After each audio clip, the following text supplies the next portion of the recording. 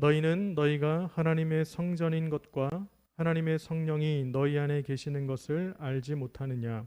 누구든지 하나님의 성전을 더럽히면 하나님이 그 사람을 멸하시리라. 하나님의 성전은 거룩하니 너희도 그러하니라. 아멘. 네, 우리 한번 앞뒤에 계신 분들 멀리 떨어져 계시지만 저 유아실에도 계시고요. 우리 한번 인사하겠습니다. 주님의 사랑으로 사랑합니다. 네, 사랑합니다. 네. 오늘은 7월 선교 주일입니다. 저희가 매월 이렇게 말씀을 나누지만 세 번째 주일은 선교하고 또 다른 곳에서 또 해외에서 정말 삶을 다해서 생명을 다해서 복음을 전하시는 우리 선교사님들, 그곳에 계신 모든 영혼들을 품고 우리가 같이 기도하고 후원하는 그런 시간을 가졌습니다. 날마다 정말 우리 삶이 복음을 증거하는 삶이었으면 좋겠고요. 또 하나님의 놀라우신 그 은혜로 구원받은 우리가 주님의 제자로 살아가는 귀한 시간들이 되었으면 좋겠습니다. 네, 그런 의미에서 또 오늘 선교주일을 맞이한 우리가, 그렇다면 우리가 그리스도의 몸으로서 어떠한 삶을 살아가야 될까, 이것을 한번 생각해보는 시간이었으면 좋겠습니다. 우리 그래서 두 번째 시간으로 그리스도의 몸, 그 하나님의 성전인 성도에 대한 이야기를 함께 나누고자 합니다. 우리 잘 아시는 목적이 이끄는 삶이라고 들어보셨죠? 목적이 이끄는 삶을 했던 세들백 교회 리워렌 목사님, 그 목사님께서 하루는 예배를 드리다가 성도들을 보고 이런 생각을 했다고 그래요.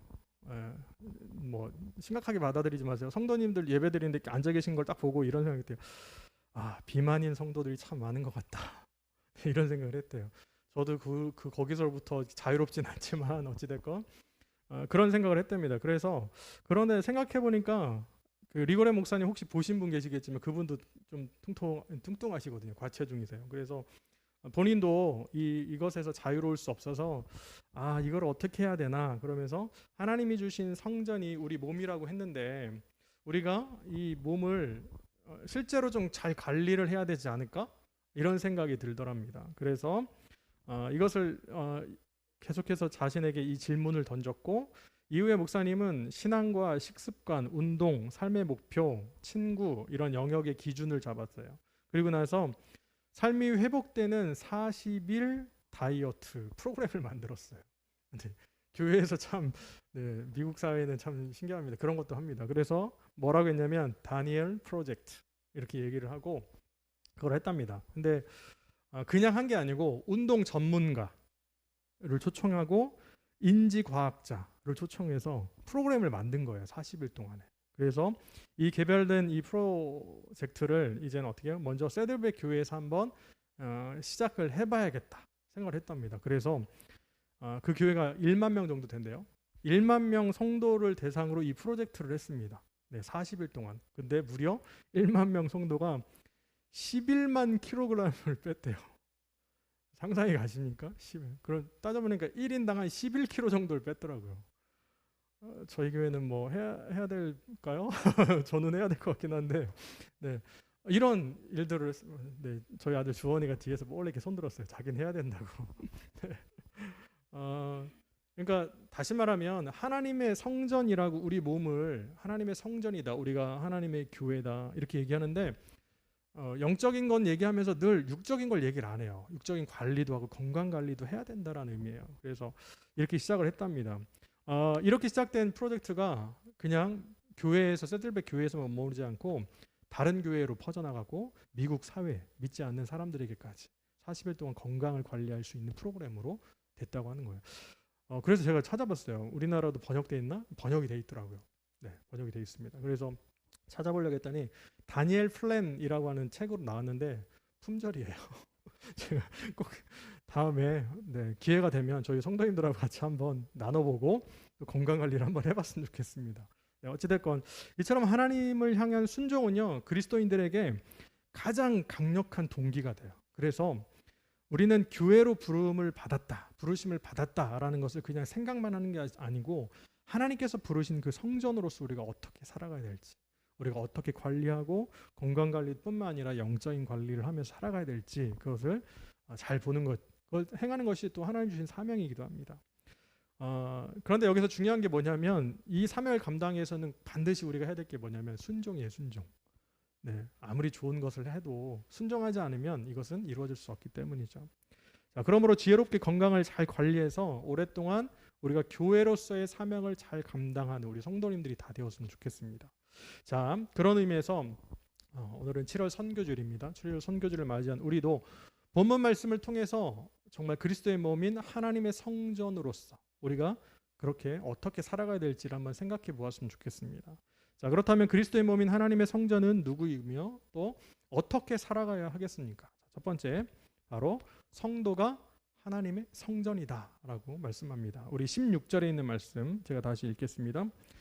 너희는 너희가 하나님의 성전인 것과 하나님의 성령이 너희 안에 계시는 것을 알지 못하느냐. 아멘. 네. 여러분들은 성도라고 하면 이 단어를 딱 들으면 어떤 생각이 떠오르십니까? 네, 성도. 자, 성도는 과연 누구를 가리키는 걸까? 네, 이것을 한번 생각해 봤으면 좋겠어요. 성도에 대한 오해 중에 한 가지가 있어요. 이게 뭐냐면 흔히 교회에 처음 나온 분들을 성도라고 부르거든요, 저희가. 그렇죠. 성도. 그러면서 어떤 오해를 하냐면 직분을 받지 못한 사람, 그러니까 집사의 직을 받지 못하거나 뭐 이렇게 이런 직분을 못 받은 사람들을 성도라고 생각을 해요. 그래서 나는 아직 서리 집사가 되지 못했으니까 성도구나 이렇게 생각할 때가 있다라는 거예요. 그런데 성도는 원래 개신교에서 신자를 높여 부르는 말이에요. 여러분들, 성도의 의미가 어떤지 아세요? 네, 구약에서는 주로 하나님의 백성은 이스라엘을 일컫는 말이었어요. 성도라는 것이. 그리고 신약에서는 예수님을 구주로 고백하고 믿는 사람들을 가리켜서 성도라고 했습니다. 여러분. 자, 그런 의미에서 볼 때 예수님을 그리스도로 믿고 고백하는 우리 모두는 성도입니다. 저도 성도예요. 네. 제가 지금도 마찬가지인데 은퇴 후에 죄송합니다. 벌써 은퇴를 얘기해서 개척 2년 차가 이제 은퇴를 얘기했는데 은퇴 후에 간절한 소망이 있어요. 그게 뭔지 아세요? 아무도 모르는 곳에 가서 성도로서 살고 싶습니다. 네, 이해가 되시는지 모르겠어요. 목사가 아니라 직분을 받은 누군가가 아니고 하나님 앞에서의 성도로 살고 싶어요. 네, 우리나라는 미국과 달라서 은퇴하면 은퇴 목사가 되더라고요. 이해되시죠? 저는 평생 한국 사회에서 목사로 살아야 돼요. 전 그게 원치 않고 저는 정말 은퇴 후에 아무도 모르는 곳에 성도로 살고 싶어요. 성도. 하나님과의 관계 안에서 성도. 네, 목사님이 아니고 이제는 성도로. 여러분, 성도가 낮춰서 부르는 이런 직분 같은 개념이 아닙니다. 예수 그리스도를 믿는, 예수님을 우리의 구주로 고백하는 가장 위대한 사람이 바로 성도다라는 거예요. 성도로 번역된 히브리어가 두 가지가 있습니다. 첫 번째는 뭐냐면 카도시라고 하는 단어가 있어요. 이거는 하나님께 특별히 헌신되어 성별된 사람을 가리킵니다. 네, 구약에 나타난. 그리고 이거는 신명기 33장 3절에 나오거든요. 그런데 또 한 가지가 있어요. 뭐냐면 하시드라고 하는 단어가 있어요. 이거는 경건하고 자비한 사람을 일컫는 말이에요. 하나님과의 계약의 관계 안에서 하나님의 특별한 사랑으로서의 이 대상, 이것이 하시드라고 하는 단어예요. 성도가 누구냐? 직분이 없는 사람이 아니고 교회 처음 나온 사람이 아니고 정말 하나님께서 거룩하게 성별하고 계약한 이 백성이 바로 성도라는 거예요. 또한 성도는 그리스도 예수 안에서 하늘에 속한 신령한 복을 받는 사람입니다. 네, 거룩하고 흠이 없게 하시려고 창세전에 택함을 받은 하나님의 자녀가 성도예요. 더 나아가서 전에 우리가 나눴던 것처럼 성도는 지난 시간이죠. 영원한 기업의 약속을 받아요. 네, 상속을 받는 거죠. 네, 이 부분 하나님의 상속자 그리고 그리스도와 함께 기업을 받을 상속자가 바로 성도다라고 말씀합니다. 그래서 성도를 가리켜서 쉽게 설명하면 하나님의 부르심을 입은 자 그리고 하나님의 택함을 입은 자, 이 사람이 바로 누구다? 성도라는 사실입니다. 여러분들은 하나님의 부르심을 받은 분들이에요. 하나님의 택함을 받은 분들이에요. 그래서 여러분들의 삶은 뭡니까? 성도예요. 성도. 우리의 삶이 성도입니다. 그러기에 성도는 결코 교회에 처음 나온 사람이 아니에요. 여러분, 네. 직분이 없어서 낮춰 부르는 게 아니에요. 네. 우리는 다 하나님 안에서 부르심을 입은 성도입니다. 그리고 우리는 하나님의 택함을 받은 성도입니다. 그렇기 때문에 우리가 성도임을 당당하게, 감사하게, 은혜로 생각하시고 우리가 살아가야 될 줄로 믿습니다. 자, 그런데 우리를 성도로 부르시고 택하신 하나님께서는 우리를 하나님의 성전으로 삼아 주셨습니다. 여러분 참 중요합니다. 본문 16절 말씀 다시 보면 제가 세번역 성경으로 읽어드릴게요.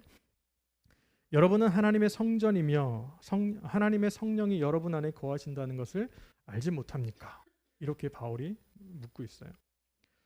다시 말해 바울은 당시 고린도 교회의 성도들 향해서 그리스도인이 된다는 것은 두 가지 기본적인 사실을 이렇게 확인시킵니다. 그게 뭐냐면 첫 번째가 하나님의 성전으로서 삶이 하나님의 성전, 그리고 하나님의 영, 성령이 너희 안에 거하신다라는 사실입니다. 물론 바울은 여기에서 그리스도인 한 사람 한 사람을 하나님의 이런 거하시는 성전으로 생각한 것은 아니고 사실 고린도 교회 공동체를 생각을 했어요. 공동체로. 그런데 중요한 것은 뭐냐면 이 교인들 전체가 하나님의 밭이고 하나님의 집이면서 하나님의 성전이라는 사실인데, 더 나아가서 교회 공동체는 그냥 일반적인 건물이 아니다라는 거예요. 여러분들 저희 교회 공동체가 이제 예배당을 이렇게 리모델링을 했잖아요.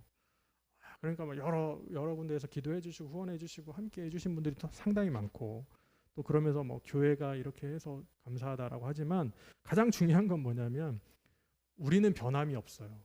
교회는 누구냐? 우리 성도님들이 교회시거든요. 여기는 그냥 공간이에요, 공간. 네.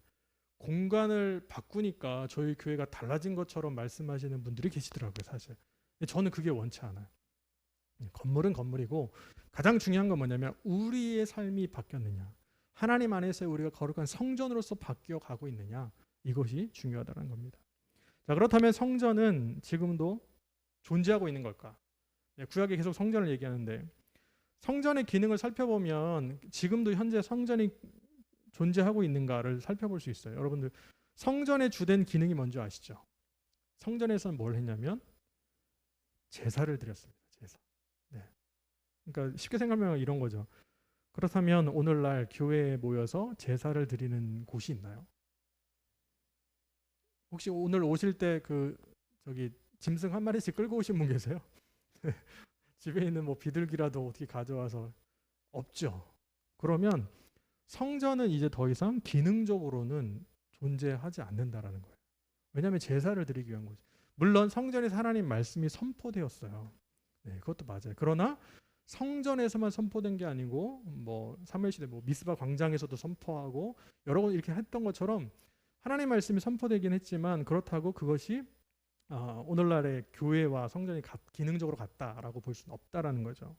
중요한 거 있습니다. 그래서 성전의 다른 기능, 뭐 이런 말씀 선포 이런 측면도 있지만 어떤 사람들은 성전을 그 이상으로 생각하는 사람들이 있어서가 문제예요, 사실. 자, 언제나 하나님이 임재하시는 곳이라고 착각하기도 합니다. 그래서 이스라엘 백성들은 뭘 했냐면 전쟁이 나도 우리는 결코 멸망하지 않는다라고 생각했어요. 왜냐하면 성전이 있으니까. 그래서 전쟁할 때 이스라엘 백성들이 어떻게 시작한 줄 아세요?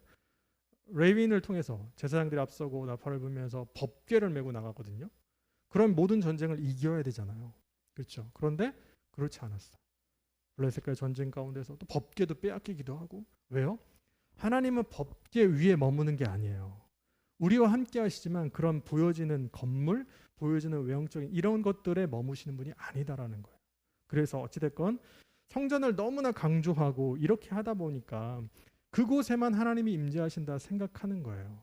네. 그래서 제가 가장 싫어하는 것 중에 하나, 성도를 귀하게 여기는 게 아니고 건물을 귀하게 여기게 됩니다. 그 장소를. 자, 그러게 이제 더 이상 성전 시대가 아닙니다. 이제는 교회 시대예요, 사실. 네, 잘 아셔야 되고 우리가 예배드리는 공간을 더 이상 성전이라고 부르지 않았으면 좋겠습니다. 네, 여러분. 우리가 하나님의 성전이지만 우리는 교회입니다. 교회. 네, 더 나아가서 저희 교회가 공동체가 그럴 일이 생길지 모르겠어요. 하나님 또 어떻게 인도하실지 모르니까. 예배당을 건축할 때도 성전 건축이라는 말을 쓰지 않았으면 좋겠어요. 네. 성전 건축, 그러면 성전을 건축하시면 끝나고 완공한 다음에 제사 지내셔야 돼요. 네. 아까 다시 말씀드린 그런 거예요. 성전 건축이 아니고 뭐예요? 예배당 건축입니다. 예배당. 예배를 드릴 수 있는, 모임할 수 있는 공간. 네. 우리는 이걸 구별해야 됩니다. 자꾸 구약으로 회귀하니까 아시겠지만 제가 구약을 전공했잖아요. 근데 자꾸 성전을 얘기를 해요. 우린 성전 시대에 살고 있지 않아요. 우린 교회 시대입니다. 여러분, 이게 참 중요해요. 그런 의미에서 예수 그리스도를 구주로 믿는 성도들이 바로 교회입니다. 교회이고 하나님의 성전인 것을 깊이 깨달으셔야 돼요. 그래서 하나님의 성전으로서의 삶을 우리는 살아가야 된다라고 말씀합니다. 그렇다면 부르심을 받은 우리가 그리스도의 몸인 하나님의 성전으로서 그리고 오늘날 교회로서 살아가려면 어떻게 해야 될까? 네, 이것은 뭐냐면 하나님의 성령이 우리 안에 거하시는 삶을 사셔야 합니다. 이게 너무나 중요해요. 본문 16절 말씀 다시 보면 이렇게 말씀하잖아요. 여러분은 하나님의 성전이며 하나님의 성령이 여러분 안에 거하신다는 것을 알지 못합니까? 네. 우리가 예수 그리스도를 구주로 믿는 하나님의 성전이라고 한다면 우리는 어떻게 해야 돼요? 바로 우리 안에 성령님께서 온전히 거하시도록 해야 한다라는 거예요. 자, 이 말을 역설적으로 다시 생각해 보면 이런 거죠. 하나님의 성령이 우리 안에 거하실 때 우리는 비로소 하나님의 성전이 되는 거예요. 만약 우리 안에 성령이 안 계시면 우리는 하나님의 성전으로서의 삶을 살지 못한다라는 것과도 마찬가지입니다. 구약 시대에는 하나님의 성전의 그 지성소에 하나님께서 임재하셨어요. 그래서 백성들 가운데 거하셨습니다. 네. 그러나 신약 시대에는 예수 그리스도께서 성육신하셨을 뿐만 아니라 우리 지난주에 나눈 것처럼 부활 승천하셨어요. 그리고 오순절 성령 강림 사건 이후에 성령님께서 이제는 성도들 안에 머무시는 거예요. 성도들 안에. 예전에는 성전 안에 머무셨던 하나님이 이제는 성령님께서 우리 각 사람의 삶에 찾아오셔서 이렇게 머무신다는 거예요. 자, 그러기에 앞서 나눈 바와 같이 이제는 성령님이 함께 하시는 성도가 바로 하나님의 성전입니다. 성령님께서 각 성도들을 삶 가운데 우리 내주하세요. 안에 계신다는 거예요. 어떻게 살아가야 될지를 인도하십니다. 나는 잘 모르겠어. 나는 성령님이 계신지 잘 모르겠어. 모를 수도 있어요. 그런데 중요한 건 뭐냐면 내가 예수 그리스도를 구주로 고백하는 순간, 내가 예수님을 믿는 순간 성령님께서 우리 안에 거하십니다. 내가 잘 알지 못하는 것 같아요. 내가 성령 충만한 것 같지 않아요. 내가 은사가 뭐 어떻게 없는 것 같아요. 그러나 성령님은 우리 안에 거하세요. 우리 안에 거하시고 중요한 것은 뭐냐면 우리의 갈 길을 인도해 주세요. 내가 어떻게 가야 될지. 무엇을 하는데 하나님께서 자꾸 어떤 마음을 주세요. 근데 그렇게 역사하시고 말씀을 통해서 역사하시고 우리를 위해서 날마다 중보하시고 우리가 하나님의 성전으로 살아가도록 날마다 도와주신다는 거예요. 여러분 이것이 바로 성령님께서 내주하신 하나님의 성전으로서의 삶입니다. 자, 성령님께서 성도들 가운데 내주하신다는 것, 그것이 바로 그리스도께서 함께 하심을 의미합니다. 네, 여러분 이게 너무 중요해요. 그래서 성부 하나님 성자 예수님께서 성령님과 함께 우리 안에 늘 계시는 거예요. 여러분, 내가 이런 사람이 아닌데 하나님께서 자꾸 도우시고 자꾸 말씀으로 살아가게 하시고 내가 이렇게 거룩한 삶을 살지 못했는데 자꾸 하나님께서 이렇게 하시도록 하는 것은 성령님께서 우리의 삶을 인도해 주시는 것입니다. 여러분 이게 너무나 중요합니다. 그래서 날마다 이 내주하신 성령님은 교회 공동체 가운데도 임재하시고 그 교회 공동체가 가야 할 길도 인도해 주십니다. 네, 저희도 자그만 거지만 이렇게 일을 하면서 정말 하나님의 은혜들을 맛보았어요. 정말 하나님께서 행하시는 것, 우리가 할 수 있는 게 아니구나라는 것을 맛보았습니다. 여러분 우리의 삶이 바로 그런 거예요. 우리가 가야 될 길, 우리가 어떤 일을 행해야 될지 이것이 바로 하나님께서 주시는 그 은혜 가운데서 우리가 건강한 교회로서 살아가도록 인도하시는 하나님의 은혜입니다. 사랑하는 성도 여러분, 예수 그리스도를 구주로 믿는 여러분은 하나님의 성전입니다. 이미 우리가 예수님을 믿었을 당시에 성령님께서 우리 안에 오셨어요. 그리고 날마다 넘어지고 시험 들고 여러 가지 있을 수 있지만 그럼에도 성령님께서 늘 우리와 함께 하시면서 그래도 하나님의 성전을 살아가야지라고 말씀을 하세요. 네. 이 자리에 여러분들이 의지로 나오신 것 같죠? 내가 가고자 해서 오신 것 같죠? 절대 그렇지 않아요. 하나님께서 여러분들을 부르셨기 때문에 이 자리에 나왔고 예배하고 온라인으로도 예배합니다. 여러분 이 세상에 할 게 너무나 많잖아요. 그런데 이것을 놔두고 이것을 놓고 하나님을 예배한다라는 것은 주님의 은혜가 아니면 할 수가 없어요. 네, 아무쪼록 우리가 성전인 것을 깨달아서 이제는 예수 그리스도의 피값으로 세워진 주님의 교회인 것을 깨달아서 우리는 하나님의 성전인 것과 성령이 우리 안에 계시는 것을 알아야 합니다. 그러므로 우리를 하나님의 성전으로 부르시고 교회로 택하신 그 하나님 앞에서 날마다 거룩한 성전된 삶을 살아가시는 우리 예그리나 교회 모든 성도님들이 다 되시기를 우리 예수님의 이름으로 간절히 기도합니다. 아멘. 자, 두 번째는 하나님의 성전으로서 거룩하게 살아가야 한다라고 우리에게 말씀합니다. 자, 우리 17절 말씀 제가 다시 읽겠습니다. 누구든지 하나님의 성전을 더럽히면 하나님이 그 사람을 멸하시리라. 하나님의 성전은 거룩하니 너희도 그러하니라. 아멘. 잘 아시는 독일의 소설가이자 시인인 괴테는 아름다운 건축물을 너무 좋아했다고 해요. 그래서 이 괴테가 이 아름다운 건축물을 감상하는 이 취미가 있었는데 그 건축물을 세 가지 기준을 통해서 평가했다고 합니다. 첫 번째가 뭐냐? 필요하고 올바른 장소에 지어졌는가? 네, 맞죠. 아무리 좋은 건물인데 아무도 없는 곳에 평야에 뭐 이런 위치에 지어졌다면 그것이 쓸모가 있겠어요? 네, 이런 것. 두 번째는 무너질 염려 없이 안전하게 지어졌는가? 네, 잘 지어졌는데 바로 무너지면 안 되잖아요. 세 번째가 지속적으로 관리되고 있는가? 여러분들 건물이 그렇더라고요. 아무리 좋아도 사람이 살지 않고 관리하지 않으면 금방 이곳이 건물이 정말 안 좋아지고 이렇게 되더라고요. 그래서 그런 괴테는 세 가지로 건물을 평가했다고 합니다. 자, 예수님께서 말씀하셨잖아요. 말씀을 듣고 잘 따라오는 사람, 예수님의 말씀을 잘 듣고 순종하고 따라온 사람을 반석 위에 지은 집과 같다라고 말씀을 하셨어요. 자, 그런데 어떤 그리스도인이 이 괴테의 이 세 가지를 듣고 그렇다면 나도 예수님의 말씀을 잘 듣고 있는 반석에 지은 집과 같을까? 자기를 평가해 본 거예요. 세 가지를 질문했다고요. 자신에게. 첫 번째, 나의 몸이 필요하고 올바른 곳에 머물러 있는가?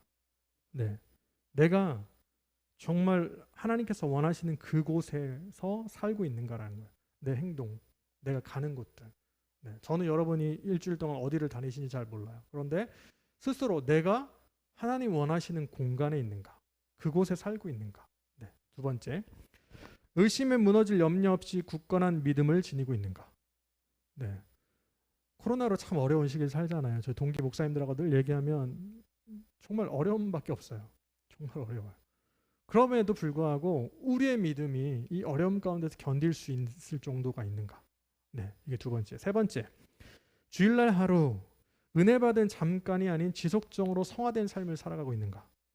주일에 와서 예배 드리는 것 이걸로 만족하는 것인가? 아니면 일주일 동안 평생의 삶을 살면서 한 주간의 삶을 살면서 그 삶 가운데서 하나님 주신 은혜들을 누리고 하나님의 자녀로 살아가고 있는가? 이 세 가지 질문을 스스로 했다는 거예요. 여러분들도 한번 해보세요. 내가 과연 올바른 곳에 머물고 있는지, 그리고 올바른 행동을 하고 있는지, 더 나아가서 그 어떤 상황에서도 흔들리지 않는 믿음을 소유하고 있는지, 그리고 주님의 은혜 가운데 하루만이 아니라 일주일 내내, 한 달, 우리 평생의 삶을 하나님의 자녀로 살아가고 있는지 이것을 한번 생각해 봤으면 좋겠습니다. 그런데 오늘 본문 17절 말씀에서는 이에 더해서 한 가지 더 얘기해요. 뭐냐면 하나님의 성전을 더럽히지 말아야 한다. 네. 여기서 더럽히다라고 하는 이 헬라어를 찾아봤습니다. 이것을 찾아보니까 타락시키다, 부패시키다, 파멸시키다라는 의미가 있더라고요. 그런데 제가 보다가 이런 게 있었어요. 어떤 함축적 의미냐면 보다 나쁜 상황으로 이끌어가다라는 거예요. 더럽히다라는 게. 그러니까 지금 현재보다 더 안 좋게 되어지는 거예요. 그 삶으로 이끌어가는 거죠. 자, 다시 말하면 이 모든 것들, 나의 삶을 보면, 내 신앙을 보면 우리가 그런 얘기 하잖아요. 이제 전도를 하고 뭘 하면 어떻게 해요? 내가 아직 끊을 거 못 끊고 내가 뭐 이래서 교회 못 나갑니다. 이런 분들이 계세요. 네, 여러분들 고민하지 마세요. 뭐 술과 담배의 문제, 뭐 다른 문제, 무슨 문제들 있잖아요. 이런 문제에 대해서 내가 아직 결단을 못하고 끊지 못해서 못 나갑니다라고 하시는 분이 혹시 계시다면, 네, 우리는 의인으로 신앙생활 출발하지 않아요. 네, 우리는 있는 죄인 이 상태에서 어떻게 해요? 점점 좋은 것으로 의인된 삶으로 하나님 말씀을 따라 살아가다 보면 되는 거죠. 이것을 반대로 의인에서 이렇게 안 좋은 것을 이끌어가는 게 신앙이 아니에요, 여러분. 가장 중요한 게 이럽니다. 그래서 지금 모습보다 더 나쁜 상황으로 이끌어가는 것, 이것이 오늘 말씀에서 더럽혀지는 거예요. 내 원래 모습 있잖아요. 우리가 그런 찬양도 있잖아요. 있는 모습 그대로, 있는 모습 그대로, 있는 모습 그대로 받으소서. 네. 하나님은 우리의 있는 모습 그대로 받으세요. 그러나 중요한 것은 있는 모습 그대로인데 더 나빠지면 안 돼요. 이 상태에서 하나님의 말씀으로 성전으로 세워져 가면 돼요. 여러분 이게 너무나 중요합니다. 1907년 1월 2일부터 15일까지 14일간 평양에서 그 장대현 교회에서 1,000명이 넘는 평안남도 사경회가 열렸습니다. 여러분 네, 기도로 시작된 사경회가 은혜 가운데 잘 마쳤어요. 14일 동안 했대요. 네, 지금 시대 14일 동안 하면 큰일 날 겁니다. 그렇죠? 너무 길잖아요. 2주 동안 1,000명이 각 지역에서 올라와서 그때 당시의 기록을 보면 막 자신이 먹을 쌀을 짊어지고 이렇게 올라와서 숙박하는 거예요, 사실. 자, 이 사경회가 거의 끝났습니다. 자, 그래서 갈 사람은 가고 600명 정도가 남았다 합니다. 자, 이 남은 사람들이 새벽 2시까지 기도하며 간절히 기도했어요. 그때 당시에 길선주 장로가 이렇게 앞에서 고백을 합니다. 내가 1년 전 세상을 떠난 친구의 재산을 정리하다가 당시 100달러에 해당하는 거금을 착복했습니다. 하나님께 회개합니다. 이렇게 고백을 한 거예요. 당시에 장로님이셨고, 그렇죠? 이제 나중에 목사님 되셨지만 이 회개를 통해서 어떻게 됐냐면 그곳에 모인 사람들이 자신이 갖고 있던 죄들을 회개하기 시작했어요. 네, 이 사람도 저 사람도. 심지어 어떤 사람은 제 문헌에 찾아보니까 제가 뭐 쌀을 외상으로 가져다가 먹었는데 외상값을 갚지 않았습니다. 네, 그래서 어떻게 해요? 외상값을 갚고 회개하고 내가 도박을 했습니다. 도박을 끊고 내가 맨날 술을 먹고 이렇게 살았어요. 술도 끊고 네, 여자와의 부적절한 관계 다 끊는 거예요. 이런 고백을 했습니다. 계속해서 회개하고 고백했던 이 모든 것이 순식간에 평양 전역으로 이어졌어요. 그리고 한국 교회로 이루어졌습니다. 이 평양 대부흥운동을 역사학자들이 교회사학자들이 평가할 때 영적 각성운동이다라고 얘기를 합니다. 이게 뭐냐면 숫자가 많이 모인 거가 아니에요. 이게 중요한 게 아니고 한 사람 한 사람이 하나님 앞에 회개하고 용서함을 구하고 이렇게 나갔던 것이 바로 이 모든 이렇게 부흥되어지는 놀라운 역사가 있었다는 거죠. 하나님께서 원하시는 게 뭘까를 고민해 보면 우리가 거룩한 하나님의 성전으로 살아가길 원하세요.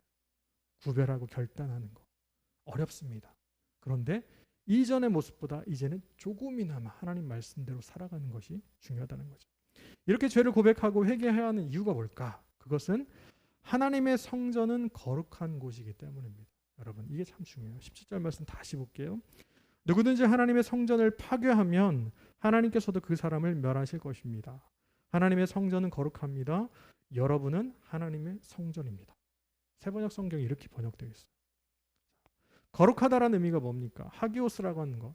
성별되다라는 거예요. 성별되다. 구별된 거.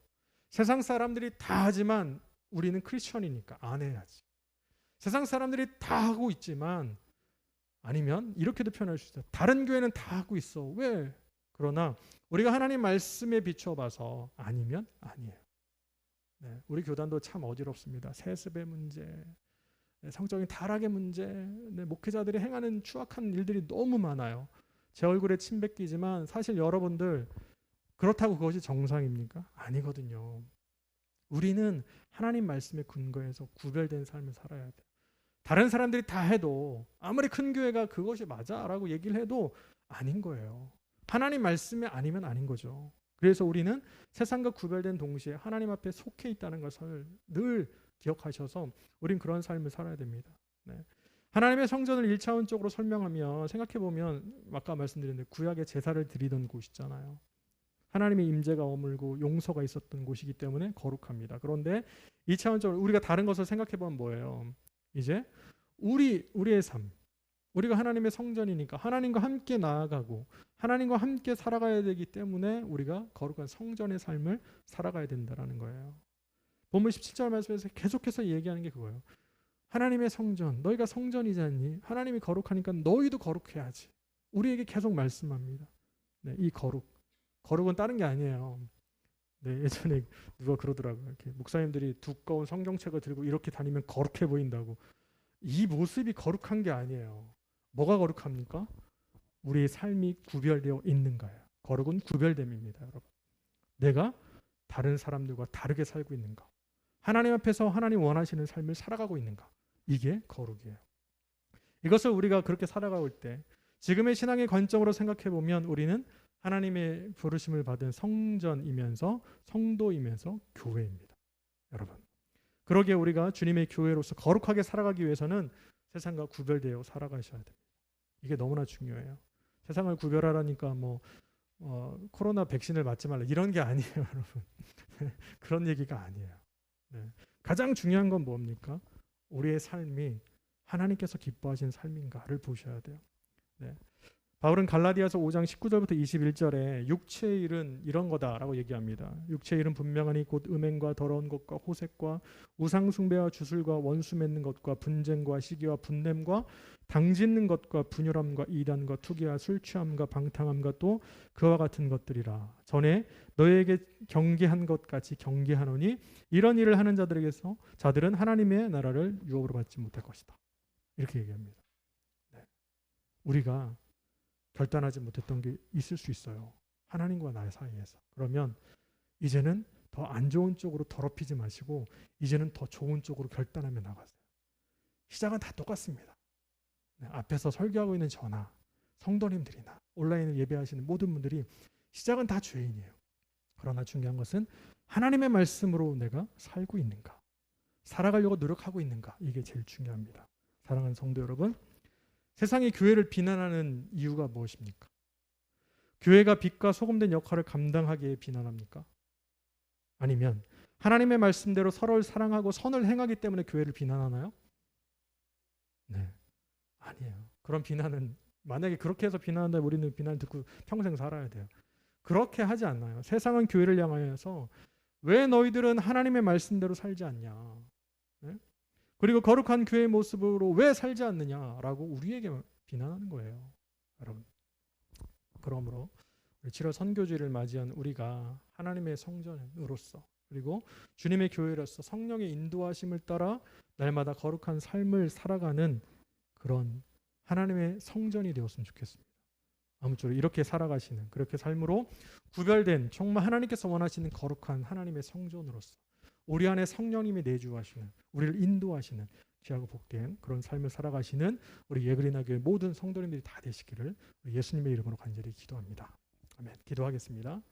주께 드린 우리의 삶을 통해 주의 나라가 이루어지기를. 우리 다시 한번 고백합니다.